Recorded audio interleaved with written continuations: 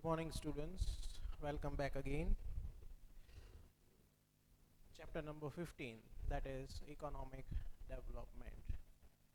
Yesterday we have seen two topics on economic development. First of all, we tried to understand what is economic development, and secondly, we understood the difference between economic development and progress. I hope both the concepts are clear, right? Again, I request the students to read the textbook as the chapter goes, then only it would be easy for you to understand social science. It is a lengthy subject, so as per the videos are coming, I request the students to learn in the same way, right, so that you can remember the concept. Today we are going to discuss three new topics of economic development. They are features of developing economy, second, economic and non-economic activity, and third, structure of our Indian economy. What is the structure of our Indian economy? Right now we all know what is economy, right? So what are the features of developing economy? Yesterday in the lecture I have already announced that India is a developing country, right? There is a slight difference between developing and developed country. I have given the examples in the previous lecture also. What is the difference between a developed country and a developing country? Remember the example that I gave of the board, that is of the agriculture production sector, right? I hope you see the previous video, so the concept would be clear between developing and developed country, that is between progress and development, right? Today we are going to discuss these three topics, right? So as India is a developing country, so we are going to discuss the features of developing country. What are the features of developing country? Take out your textbook, that is page number 121. Features of developing economy. Economy of developed and developing countries is separated on the basis of per capita income. As the World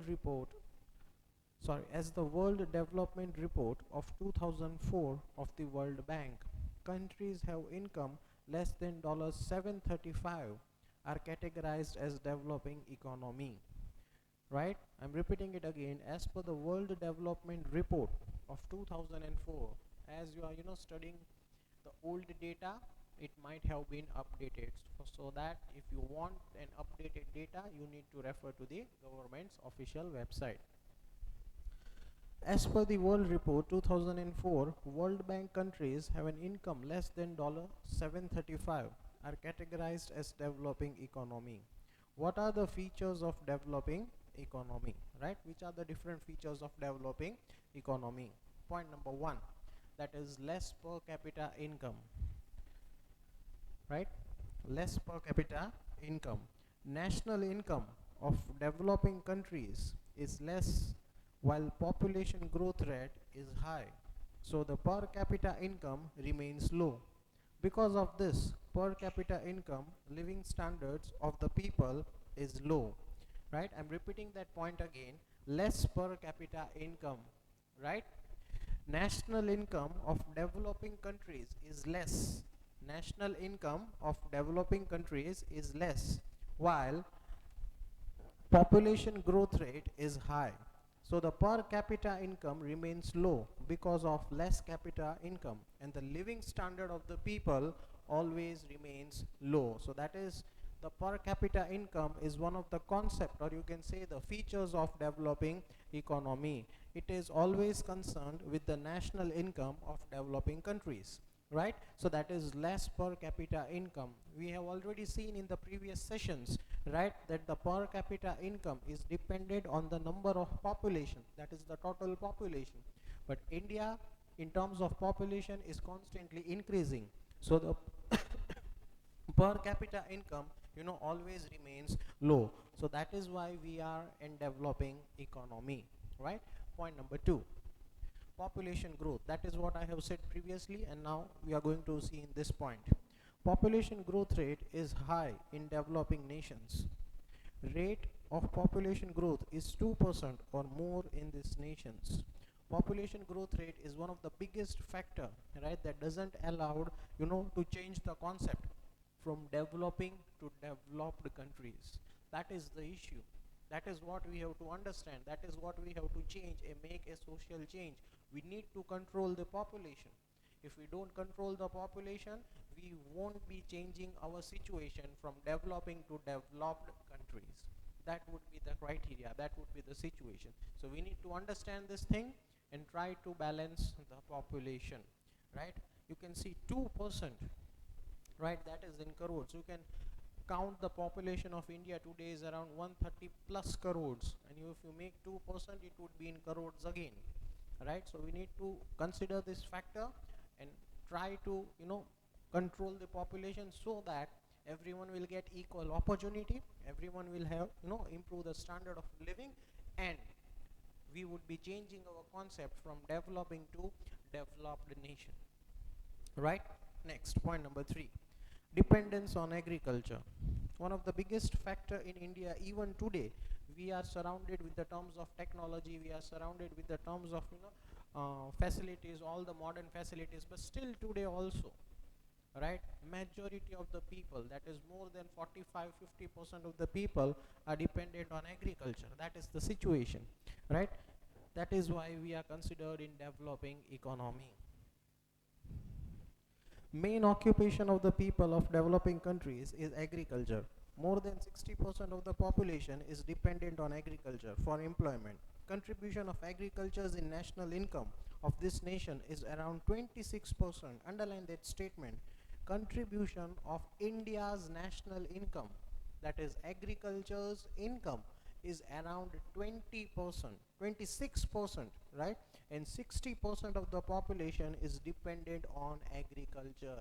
Even today, majority of the people, right, are dependent on agriculture. 60% of the people, that is in India, are dependent on agriculture, and when they contribute in the terms of national income, their percentage criteria is 26.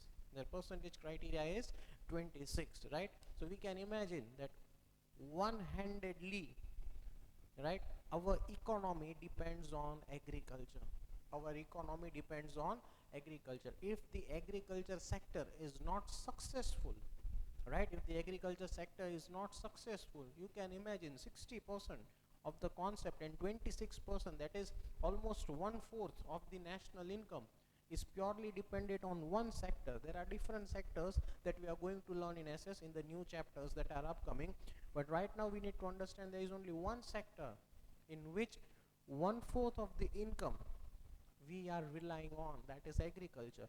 And we can see that the agriculture concepts are not being developed even today as compared to the other countries, as compared to the technologies which are being used in the other countries, right? And when this sector falls, right, 1/4 of the income gets low, and majority, that is 60% of the people of India, are dependent on one major income, that is the agricultural income. That is why we are in the developing nations or the developing countries. Other countries, they are dividing each and everything, different sectors. They are giving importance to each and every sector, whether it is a manufacturing sector, whether it is an automobile sector, whether it is an IT sector, whether it is an insurance sector, whether it is a banking sector, whether it is an agriculture sector, right? Different sectors are available in the world, in other different countries. All the countries are giving importance to each and every sector. That is why they are able to balance the criteria, and that is why they are in the developed countries. But India, even still today after independence, right, almost after 70-75 years, we are still relying on one sector, that is the agriculture sector. That is one of the biggest issues right now that India is facing, right? So we need to focus this thing, try to improve the systems, try to use the technology so that more amount of production would be done and the source of income would be generated, so we would be able to to maintain the cash flow in the market. Then only the real economic development would take place. If the money doesn't rotate in the market, right, the development is going to fall very fast. It is going to fall very sharply, right? So we need to consider agriculture as one of the most important sectors today, and we need to maintain that sector because it considers 25, that is 26%, right? 26% of the national income that is purely based on agriculture. If that sector is not given importance, the economic development is going to fall very sharply, right? This is what the criteria is. So we need to maintain that sector if we want to survive, if we want as a country to remain in the developing countries. So that is one of the important feature or character, that is the dependence on agriculture. Point number 4, unequal distribution of income, right? I gave you the example yesterday, right? People with different incomes. That is also one of the biggest problem, right, that we are facing in India. Many people are not educated, many people have lot of years of experience but do not hold a degree, so in terms of salary rise they are not able to get that amount of salary. Certain people have the degree but they do not have experience, and on the basis of that degree they are being paid high salary, and many more things are going on in our country, right? We need to understand this concept and try to maintain equal salary as per their own status, as per their own profile, right? So that it would balance the amount of money, and as the amount of money is balanced, money would be rotating constantly. A constant speed is very much important, for the economic development. For example, if a car is running at 80 kilometers per hour, right, the destination would be achieved easily because a car is going with a constant flow of 80 kilometers per hour. But if there are speed breakers at constant intervals, right, if the car stops automatically, then again you need to move it back, again you need to put the accelerator, and again it takes time to reach at 80 kilometers, and then it will flow again. It is happening right now in our country. This is the situation that India is facing. We are not able to flow the money smoothly. That is the problem. One sector that is given too much importance, that is the agriculture sector, that is also in raising issues. These are certain characteristics of our developing nations, but we need to focus on the other sectors also. We need to give importance to the other sectors also, so that we would changing our systems from developing to developed countries, right? Again, one of the factor is unequal distribution of income. Let us see what it says. Unequal distribution of incomes and factors of production is seen in developing countries. This inequality is seen in cities as well as in villages. 20% of rich people of the country, underline that statement, 20% of rich people of the country shares 40% of national income. Out of 100, 20%, that is the rich people, they share 40% of national income. So remaining 80% in the terms of people and remaining 60% in the terms of national income. And poorest 20% people shares 10% of national income. So the total national income is around 50%, right?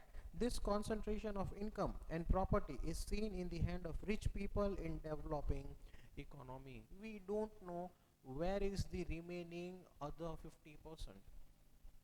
Where is the remaining other 50%? People are not paying tax, people are not paying the amount of money that they are getting, right? This is one of the features, right, that India is facing, that is unequal distribution of income, right? You can clearly see from the data that 40% of national income that has been available from 20% of rich people, and poorest 20% of people share only 10% of national income.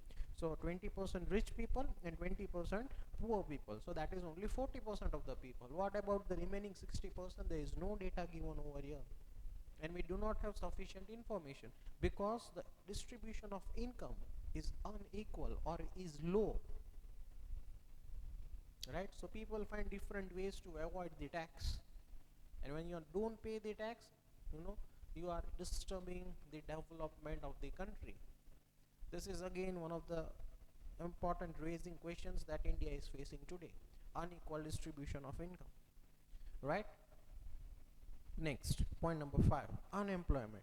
That is again an important concept. We have seen in chapter number 21, unemployment, social change, one of the important concept, right, towards child labor. A child should be educated, but Rather than giving education, he's been sent to some private tea stalls or some other shops to work, and no security of the job is given over there.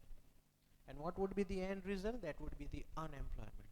That would be the unemployment. This is also one of the important characteristics of developing country, that is unemployment. That is unemployment. Look what the point says.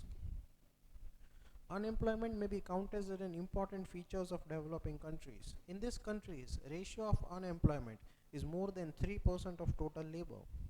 In this, different types of unemployment may be seen. See, even in unemployment, there are different types of unemployment. For example, seasonal unemployment, disguised unemployment, industrial unemployment, etc. Right now, we are seeing an industrial unemployment, right? Because of the lockdown issues, all the industries have been closed, right? And the particular labor or the particular persons working in that company, right, in terms of their job, there is no security.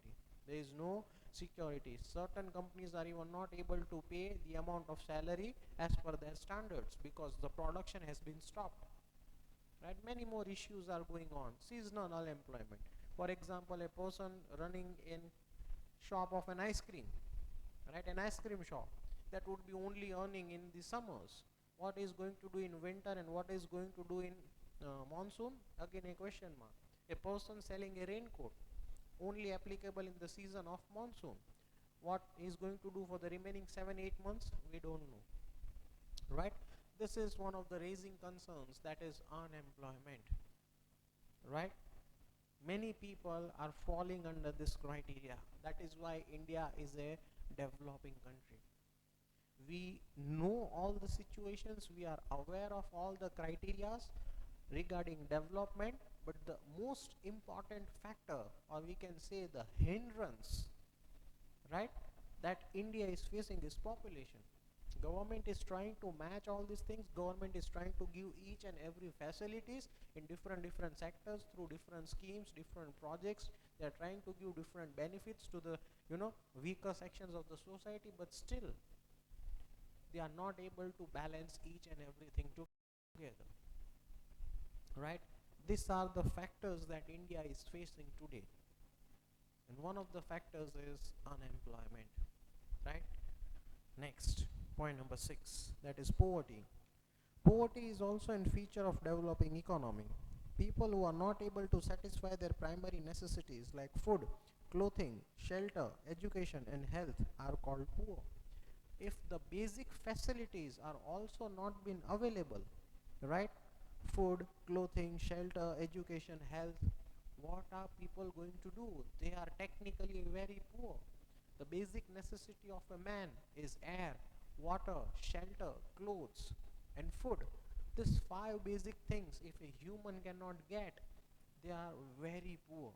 And majority of the criteria or majority of the people fall under this category, that is the BPL category, below poverty line.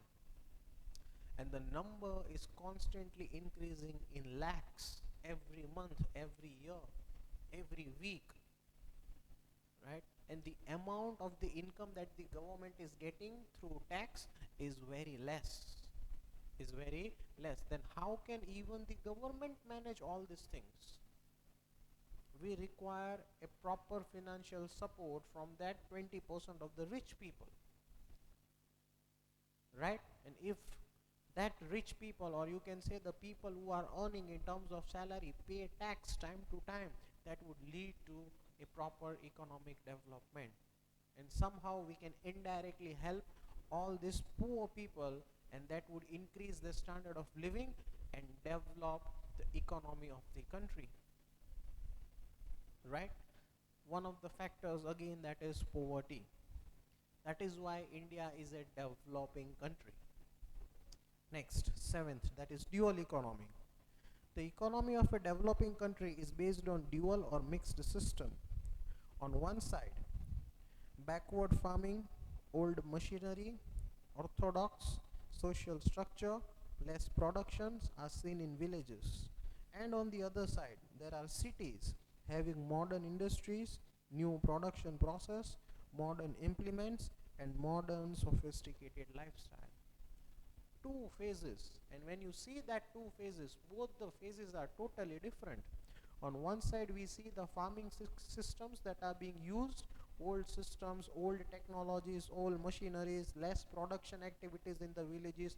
People are not concerned about farming, right? They are moving towards the cities, right? All these factors are, working as an hindrance for a developed country or for a developed nation,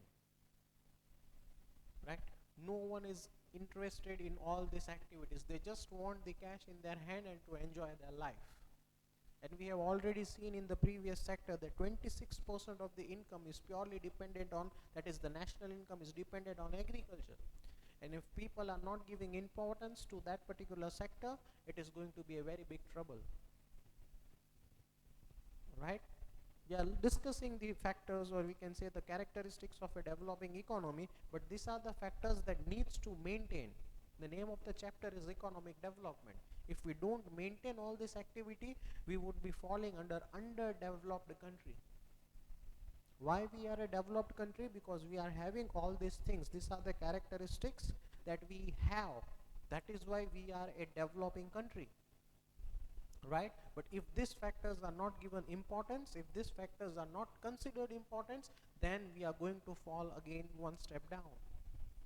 So we need to take care of all these things, that is unemployment, poverty, unequal distributions of income, dependence on agriculture. Consider all these factors and then try to work properly for the development of our own nation, right? We have a dual economy, right? And see, that is the second side of, that is the second dual point. On other side, there are cities having modern industries, new production process, modern implements, and modern and sophisticated lifestyle. The lifestyle of the village people and the lifestyle of a, people living in urban areas are totally different, right?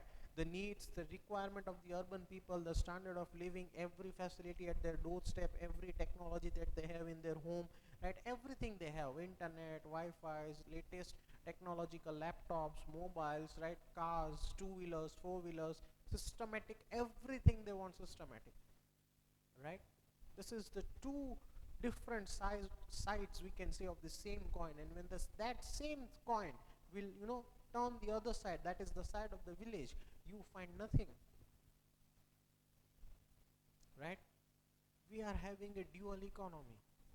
That is again a problem for the country, because on one side the people who are living in the urban areas are earning good income, and they are constantly improving the standard of living. So they need more things, they need more facilities, they need more luxurious things, materialistic things.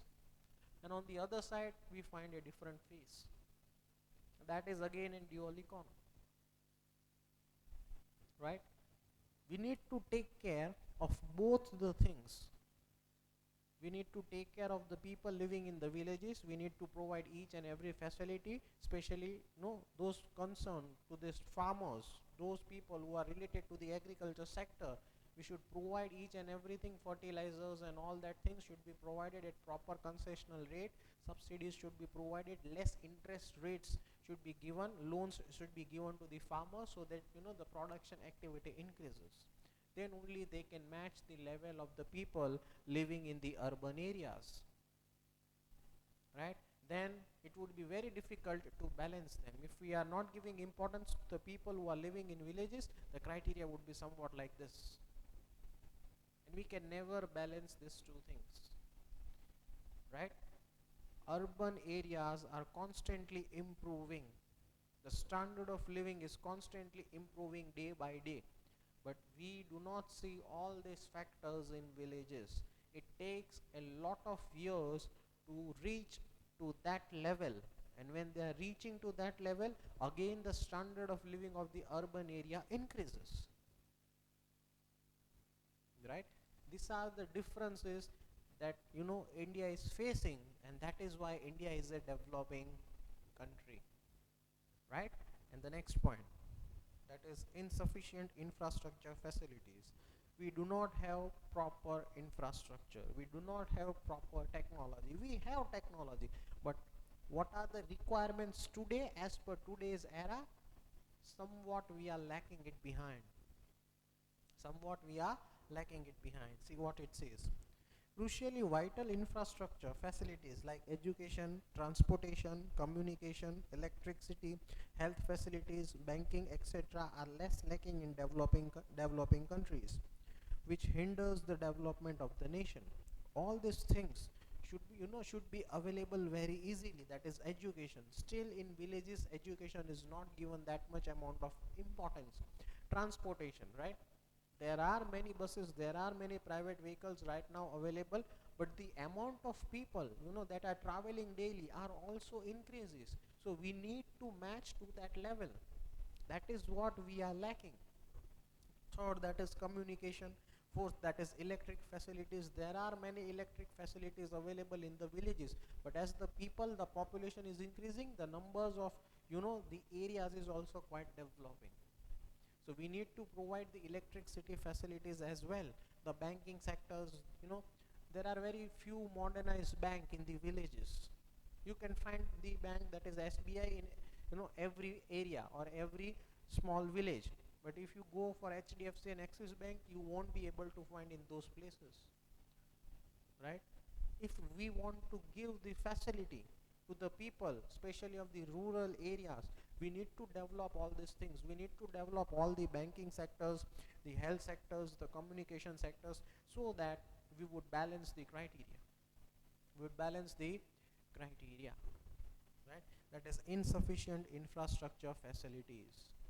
These are the points that we need to take care, right? If we want to survive as a developing country, if we, that is as Indians or India, want to remain in the developing country, then only we can make an economic development. Then only we can make economic development, right? We need to balance, to do it once, right? To provide each and everything to all these different sectors at once, it is very easy. But to provide it every day, every week, every month, all the facilities, it is very difficult. It is very difficult, right?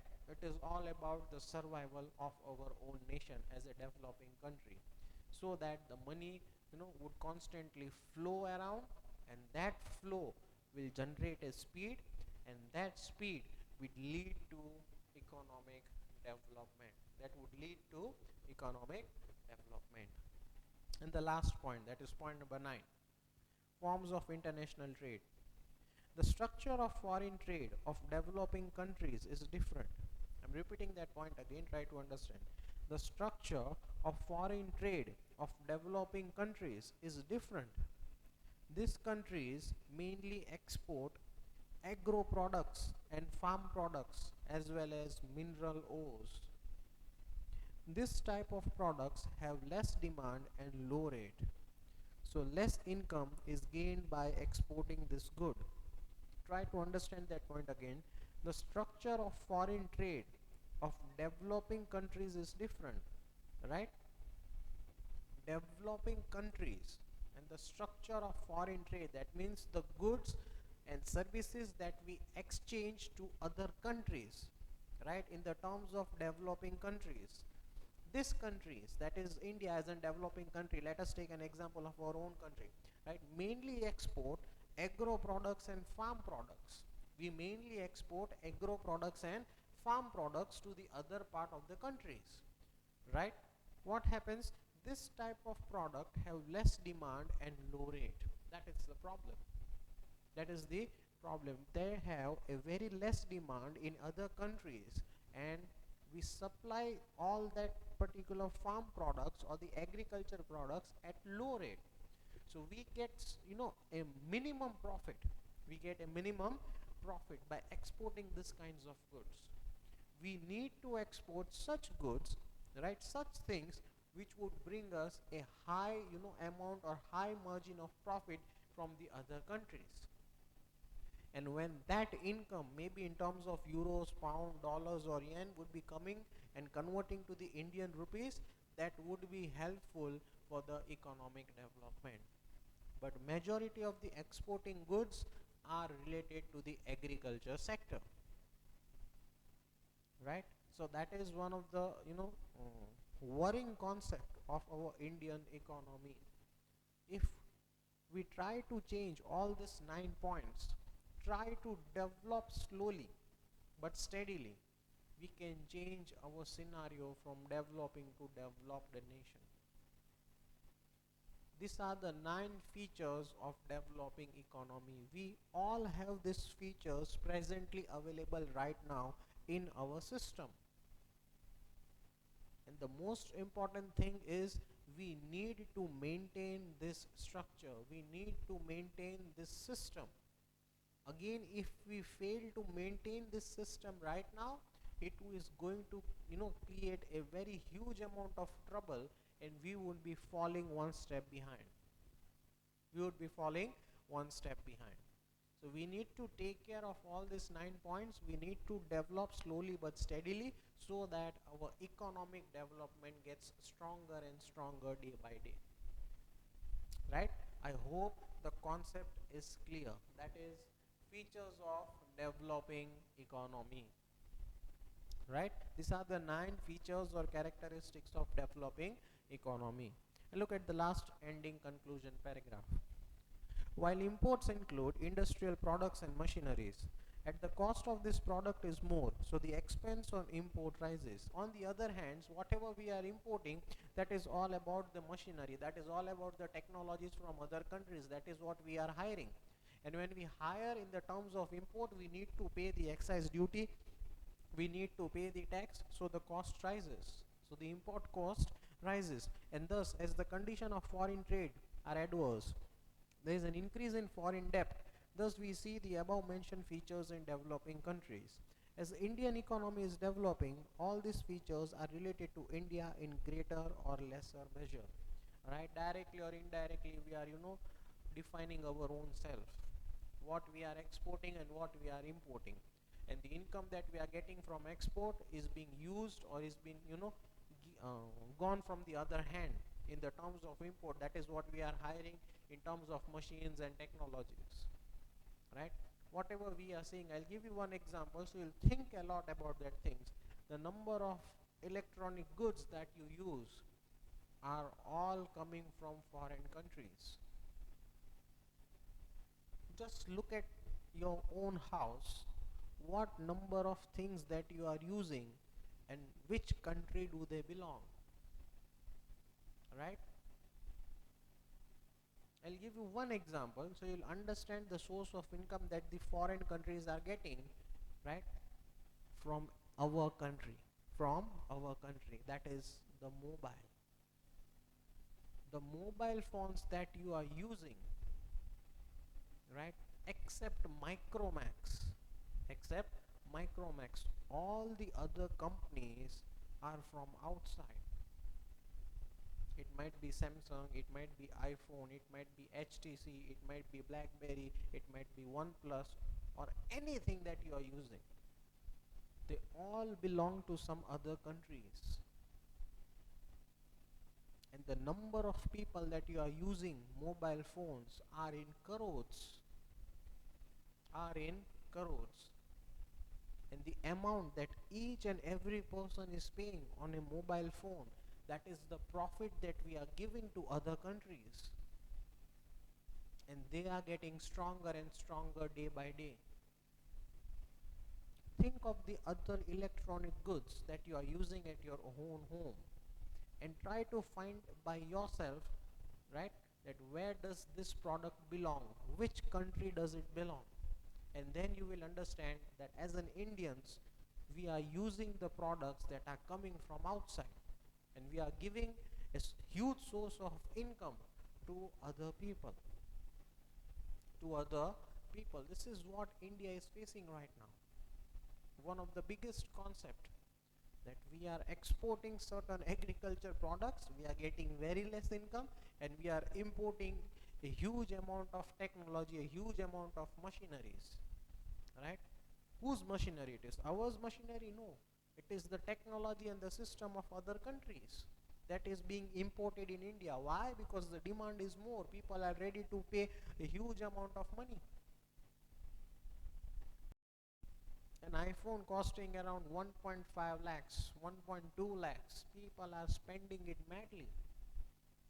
Do we get the income as an Indians? No, it is the income for the United States. They are going to take back all that money, right? Right now we say the standard of living, the status, the so-called society.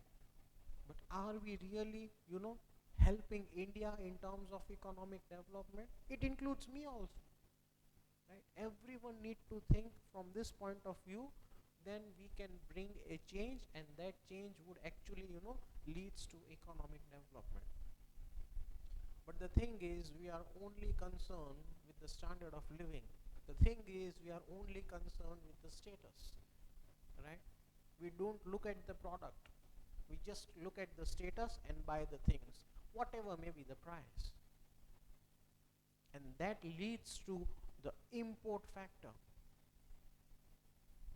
Then all the other countries are targeting India because lot of people are available over here. 130 crore plus, right? This is what it is. Understand all these factors, try to buy the local goods from the market, try to use Indian products so that the money would be revolving in our country.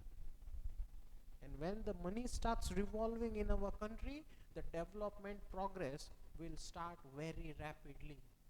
And what do? We give it to the other parts of the countries, and then we want economic development. Can we? That is again a question mark, right? These are some important 9 factors that we have discussed today as a part of Indian economy. We need to make it balanced. We need to, give importance to all these 9 factors, all these 9 features, so that India would still remain in the developing economy or the developing country. I hope all the 9 points are clear, right? Moving towards second topic, that is economic and non-economic activity. What is an economic activity and what is an non-economic activity? Page number 122. Before studying about Indian economy, let us know what economic and non-economic activity is. Economic activity. Economic activity means earning or spending money for exchange of commodities or services. For example, activity of a farmer, artisan, businessman, teachers are included in economic activities. When you give something, right, for example, a farmer produces grains, and when he sells the grains in the market and take back the money in form of cash in terms of selling grains to the other people, that is known as an economic activity. A businessman who gives his experts opinions, experts idea to the company, right, and when the company applies those ideas in that businesses, and when they gain profit, certain amount of portion or certain amount of profit is given to that businessman as an expert viewer, as an expert in a specific area, right? That is again an economic activity. An economic activity of a teacher who tries to gives you the knowledge about different subjects, and in return charges salary or takes the salary, right? That is again an economic activity. That is again an economic activity. For example, if you buy a 10 rupee chocolate from a shop, when you pay 10 rupee and when you take that chocolate back from a shop, that is also called as an economic activity. In simple terms, it is an exchange of goods and services with money, is known as an economic activity, right? Now, what is a non-economic activity? Activities that are not aimed at obtaining income or reciprocate something indirectly are called non-economic activities. For example, nutrition of a child by the mother. A child who is small and requires his parents or mother or father at each and every step, does that mother or father charges when the child becomes an adult, that we maintained you, we took care of you, now you are 18-20 years old, now you can go and work and you need to return us all the things that we have given you in terms of money? No, that cannot be possible, right? This thing is known as a non-economic activity where you don't expect something in return. For example, charity. When you give 10, 20, 50, 100 or maybe thousands of rupees to some particular place or to some people, do you refund something back? No, you don't refund something back. When you don't refund or when you don't expect to get something back, that is known as a non-economic activity, or you can say a kind of a social services. See what it says.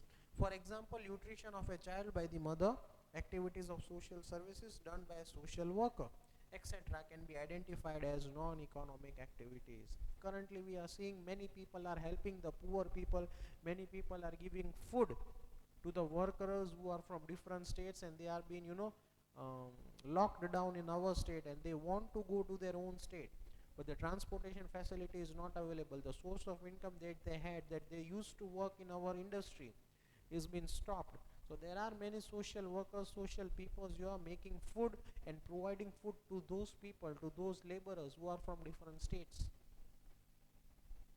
right? And they don't expect something in return from those laborers. That is what we are watching in that news channel or the reports or in the newspapers, right? When you read this kind of things and when you don't expect something back in return, that is a non-economic activity. I hope the concept of economic activity and non-economic activity is clear, right? Next, that is structures of Indian economy. What is the structure? Now I hope the concept of Indian economy is clear. We have seen different features of Indian economy. Now what is the real structure? What is the real, the construction of Indian economy? Look into the paragraph. Various occupations and economic activities are classified. Here it is classified into three sectors. First is primary sector, second one is secondary sector, and the third one is service sector. This classification of economic activities are recognized as commercial structure. Are recognized as commercial structure. What is a commercial structure? Where there is an exchange of money. Where there is an exchange of money in terms of goods and services, that is commercial structure, or that is an economic activity where a trade is being done. Where a trade is being done, right? That is an commercial structure. All these sections and activities included in them may be discussed as follows. Point number 1, primary sector. Agriculture and agriculture related activities such as cattle rearing, cattle breeding, fishing, poultry farm, collection of forest products, mining of raw materials, etc. are included in the primary sector. All the activities we can easily justify in terms of primary sectors which are related to agriculture, which are related to cattle rearing or fishery or forest product, right? All these criteria, all these terms, right, which are being used are under primary sector, Second, that is the secondary sector. Small and large industries, factories, electricity, construction things, and water supply are included in this section. Right? This is all under secondary sector. This section is also acknowledged as industry, which includes production from small pin to a gigantic machine. Those industries which are making small pins to a big industry who are making a very big machineries are coming under the second point, that is the secondary sector. Construction, it is one of the huge concept that is going on. Electricity facility, again the production of electricity is going on in huge amount everywhere in different states, in different villages, in different districts. Gas facilities available each and everywhere. Water supply, the basic need of human, is available in every state, every district, in every village. All these things are the secondary sector, right? And the third one, that is the service sector. Different types of services are included in this section, right? What are the different services? Like trade, exchange of goods and services, communication, airways, waterways, education, health, banking and insurance, tourism. That means if we want to go from one place to another, we don't know how to go, so we'll concern the tourist department. If we want something information related to loan, we'll concern the banking department. If we want to protect our own life, we'll concern the insurance department. If we want the education system will concern a school or colleges. If we want to fly from one place to the other place, will concern the airway sector. If we want to communicate, right, will concern with the the terms of communication sector from one place to the other place, right. All these are different sectors, or you can say the structure of Indian economy. We have previously seen the characteristics of Indian economy. We are looking right now at the structure of Indian economy. Everything is connected to you. Everything is connected to the society. Everything is connected to a district. Everything is connected to a state, to a country, and to even other countries also. And when all these sectors, all these three sectors, start working with the help of each other, that leads to economic development. That leads to economic development, right. This is the structure, or you can say the pillars of Indian economy. And pillars are the most important part of our economy. If any one of the pillar diminishes, or breaks, or if there is even a minor crack, it is going to affect in crores of rupees to our structure, to our economy, right. So these are the three important sectors that we need to consider in terms of structure of Indian economy. All these things should be running constantly, so that the development progress is not stopped, right. Again, I am repeating, we have seen three structures of Indian economy. First is the primary sector, that is all related to the agriculture, mining, fishing and forest activities. Second is secondary sector, that is the construction, small industries, big industries, right, electricity, water supply, they are all the secondary sector. And the third one, that is the service sector. Services may be in terms of communication, right, maybe in terms of health sector, maybe in terms of banking sector, maybe in terms of insurance sectors. All these sectors are very important, and somehow or somewhat we are connected to all these sectors, right. I'll justify it. We are connected with the banking sector as we keep money in our banks. We are connected with the life sector, that is the insurance sector. We take life insurance, right. So we are even concerned with that. Water supply, that is in the form of secondary sector. Water is available at each and every step. Education, again we are concerned with the education sector. Tourism, we go from one place to the other place, that is also an important sector that we are connected. Entertainment, we go outside, we go and watch movies, right. We go and spend monies in the particular what we say sports club and all these things. That is again in part of entertainment sector. Again we are connected to that sector. Every three sectors that we have seen, somewhat or somehow we are connected to it. If we are not, some others are connected to it, and that makes the development flow smoothly. And when this development flows smoothly, that is the face of the Indian structure, the face of the Indian structure. And if this phase runs constantly with proper flow, that leads to the development of nation, that leads to the development of nation. These are the three pillars, or we can say the three structures of Indian economy, right. Today we have seen three important concepts. We have seen three important concepts, right. I hope all the concepts are clear today. First is the features of developing economy. Second is economic and non-economic activity. What is an economic and what is a non-economic activity? And the third one is structure of Indian economy. What is the structure of Indian economy? Again, it is divided into three parts. First is the primary sector, second is the secondary sector, and third is the service sector, right. The third factor is the service sector. I hope the concept is clear for today. I still request the students, whatever has been discussed in the class, please open the textbook and read all the concepts that are being discussed in the class. And if you have not seen what is the previous topics, please rewind the video or click on the previous links that has been given to you, and do watch the video and try to understand the chapter from the beginning, right. Don't open the second link or the third link, and don't start somewhere from the between. Start from the starting, that is from the beginning of the chapter, so that it would be helpful to you to understand this chapter more easily. right? Please note down the points that we have discussed today.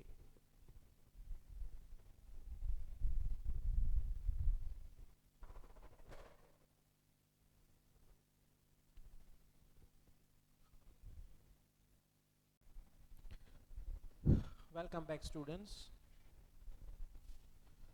Chapter number 15, economic development, right? In the previous lecture, right, we have discussed three important topics related to the economic development, related to the Indian economy. The first was the features of developing economy, right? Features means characteristics of Indian economy. What are the different characteristics that Indian economy has? That is what we have discussed in the previous lesson.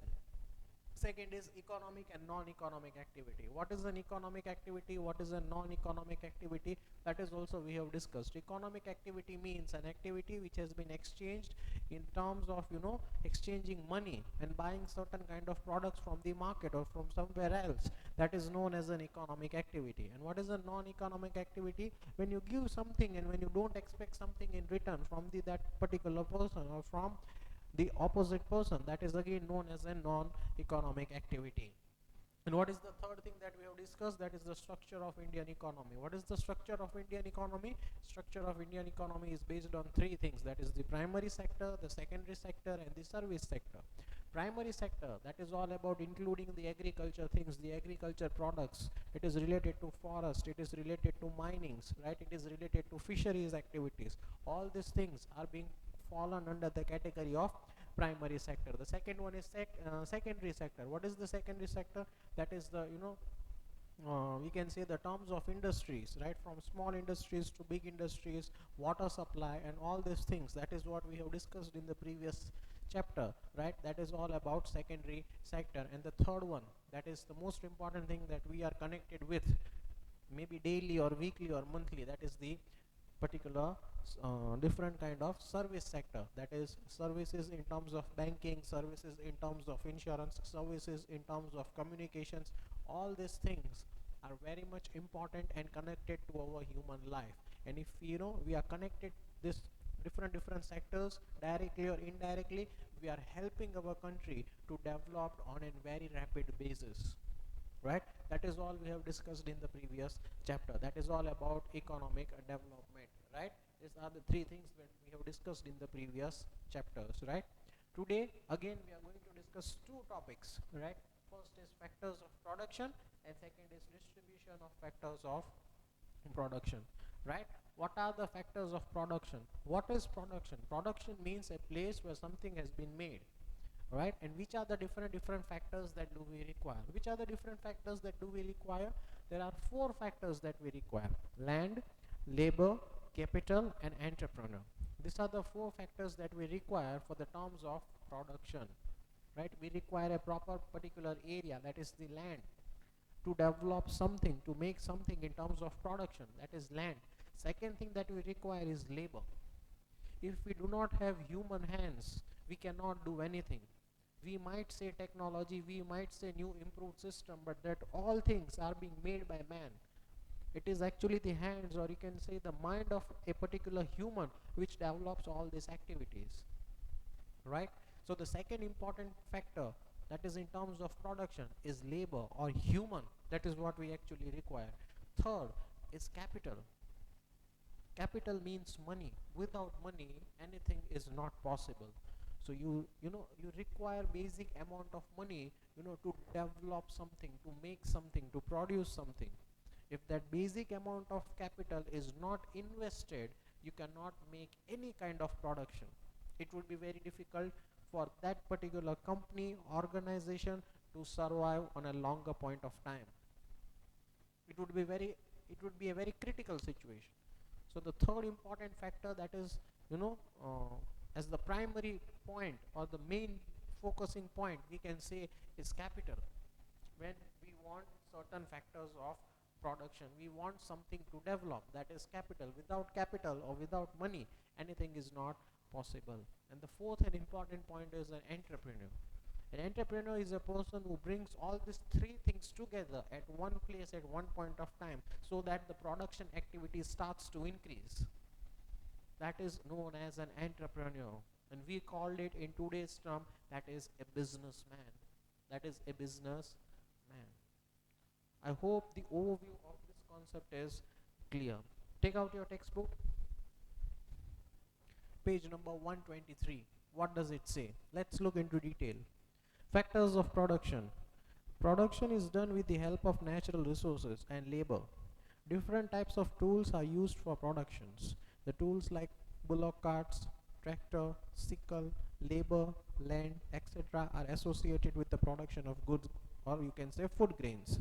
There are different types of factors of production, but to study easy, these factors are divided into four parts. See, what does the previous paragraph say? Production is done with the natural resources and particular labor. There are certain natural resources which are available in forms of nature, that is air, that is water. We are not producing water, right? We are not producing air, right? Land, we are not producing land, right? We are using all these things which are available. Sunshine, right? Sun rays, we are not producing sun rays. All these things are a gift of nature, and when we use this gift of nature, to produce something which generates a certain kind of product and which has been flowed in the market, right, then we can say we are making a production. But what are the factors that are required? That is land, labor, capital, and entrepreneur, right? What does it say? See, point number one, land. In normal sense, land is the upper layer of the surface of earth, but in terms of economic and means, different types of natural resources, which includes forest, rivers, mountains, minerals present in the interior of the earth, metals, etc., present on the earth's surface. Thus land is a natural tool for production, right?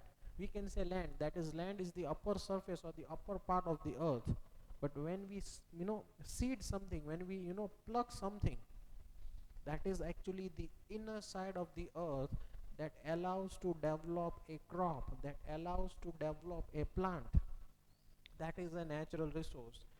What is a natural resource? That we are going to discuss again in chapter number 8, that is natural resources. But right now we need to only understand the basic of natural resources, the things which are available from nature, right? And when we make use of that particular land to make certain things, to produce certain things, right, we are making it a business. We are making it a business. That is one of the most important factor, that is land.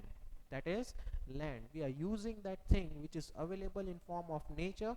We are producing something in that land, either a particular company, right, making big products, or either in terms of agriculture sectors, developing certain crops, developing certain grains through which we can survive, what business that we are doing, what production that we are making, that does not matter, but we need to utilize all that things for our own survival. Different areas, different sectors, different systems are being used, and we all live on this earth, we all live on this land, right?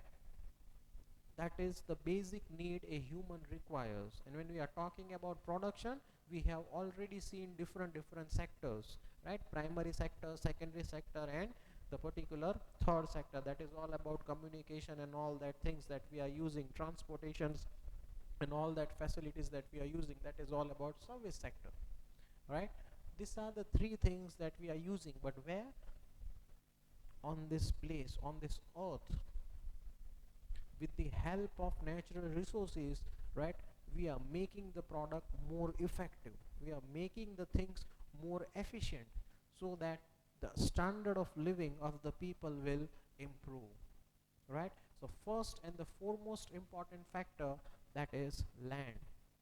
Second, that is capital, right? Man-made instruments helpful in production process, such as instrument, tools, houses, etc., are included in capital. Property, assets and investment, etc. Property, where does this property comes from the capital. Tools, machinery, technology, where does it comes from the capital, right? For example, if we are feeling hot in this summer, we just put on the AC, and when we put on the AC, it gives you a very cold air, right? But when you just put on that switch, you are using a technology of which a proper capital has been utilized. You switch on a fan, that is also a kind of an asset that you have, right? Different terms or names has been given, right? But we should utilize it properly, then only that capital invested would give you proper returns, would give you proper, profit in terms of business, right? All these things in terms of capital should be invested very carefully, so that at long point of time it will give you good returns with profit, good returns with profit. So that is the second important factor of production, that is capital. Without capital, or without assets, without machineries, anything is not possible. You cannot imagine your life without money. Can you imagine your life without money? No, that is not possible practical, right? So to, it is even important for the business also. If you want to run the business successfully, you need a proper capital at certain point of time, so that your business will flow smoothly, right? Point number 3, that is labor. Labor means mental or physical work done with an aim to obtain monetary gain. Labor is a living factor of production. Work of farm laborers, workers, teachers, doctors, artisans, etc. are called laborers. They are called skilled laborers, right? Different field, different sectors, different departments, right? Maybe mental work or maybe physical work with an aim to obtain a monetary gain. Whatever work these different kinds of people are doing, they are, doing this work for a return. What is the return? A monetary gain on behalf of the work that they have done. That is known as a labor. That is known as a labor. Labor doesn't means that, a small kind of people, or a weaker sections of the society working physically.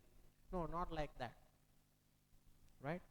Technically it is correct, it is them, but here the definition of labor is farmers, laborers, workers, teachers, doctors, all that things with different skills, with different professions, with different speciality, working in different areas just to get monetary benefits.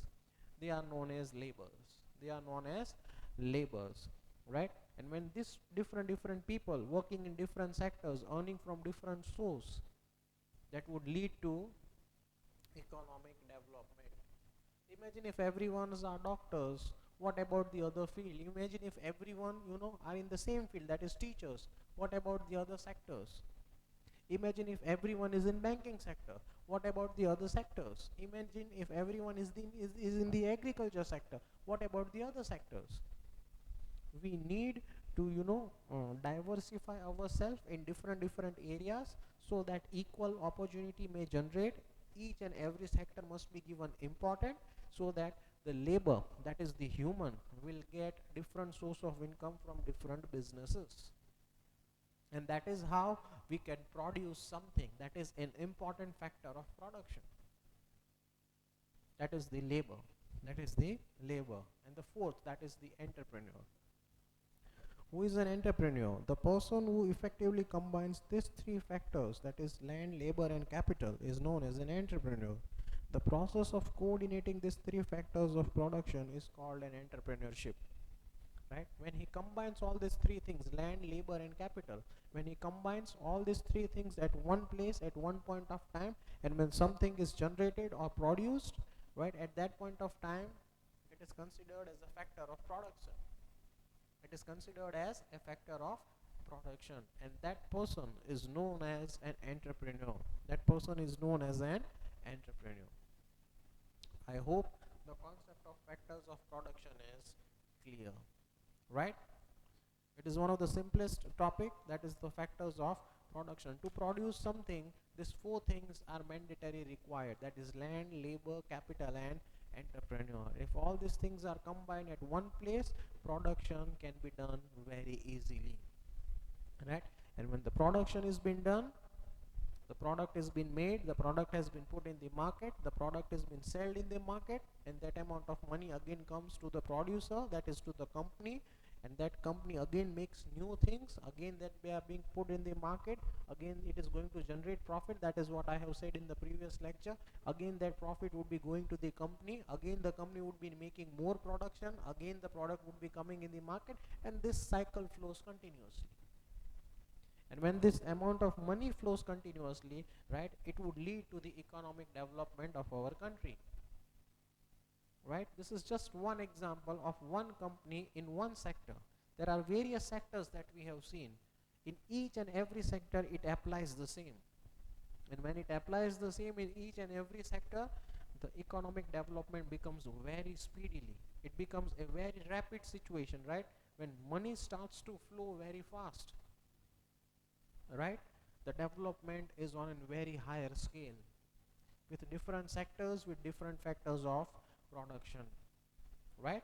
That is the factor of production: land, labor, capital, and entrepreneur, right?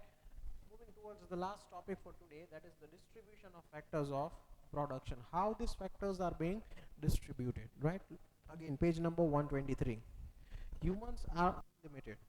Human wants are unlimited, while resources to fulfill them are limited. No nation of the world has resources in unlimited quantity. There will always be scarcity of factors of production. As a result, every country faces problems related to allocation of resources. Many questions arises such as why, when, and how. How much quantity of limited resources can be used? Again, one of the important concepts that we need to take care is the resources that we have are always limited. The resources that we have are always limited, but the wants are unlimited. To fulfill them, it becomes very much important to produce these factors constantly. If we produce this factor constantly, then only we are able to satisfy the human wants, right? But the thing is, human wants are unlimited. They do not have a particular full stop towards any kind of thing that is available in the market. They want the things more and more day by day, and it becomes difficult, that is land, labor, capital, and entrepreneur, to manage all these things at every point of time in every sector.